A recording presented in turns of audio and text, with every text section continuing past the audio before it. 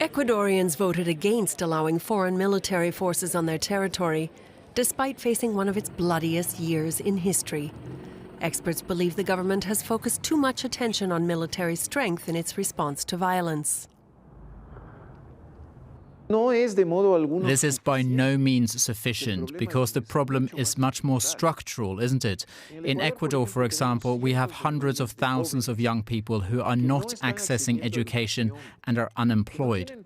And it is among these young people that criminal groups are recruiting new members. The election results are a victory for the unions and the opposition, a way of showing that flexibility is still important in the country.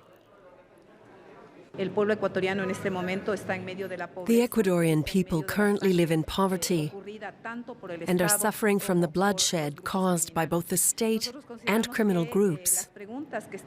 We believe that the questions in the referendum are misleading because they propose a militaristic solution to a social problem. After coca plants are cultivated and transformed into cocaine in Colombia, the drug's path to the United States and Europe is via the Pacific Ocean, where Colombian guerrilla groups have regained strength. Ecuador's problem is that we are between the world's leading and second largest cocaine producers. The United States is the world's largest consumer of cocaine, Europe the second largest consumer. The government of President Daniel Noboa made a great effort to convince voters that foreign military presence will solve the drug war. Experts believe Ecuador lacks the resources to fight this war. Ecuador is investing 10% of its GDP in this fight that isn't ours. If Colombia or Peru weren't producing drugs, we would be living in peace.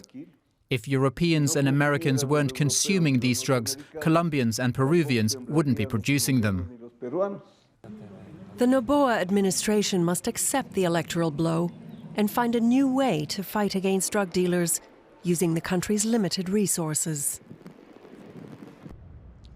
Yesterday's election was a calm event with a huge military presence in the voting centers, and the results were not anticipated by anyone. In the question if Ecuadorians want a foreign military presence in their territory, the answer was no, with 60% of the votes, winning with an advantage of 20% against the yes option.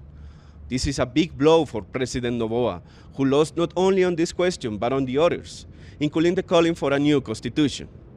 Behind the scenes, what you can perceive in the Ecuadorian streets is that people believe that this foreign military force was going to do field operations with few controls to their actions. People also believe this would bring more violence and military intervention that could escalate at any moment. The decision comes at a moment where the United States is escalating their military presence in the continent, and many see this election as a sharp criticism against those operations that the United States has been doing in the Pacific and in the Caribbean Ocean.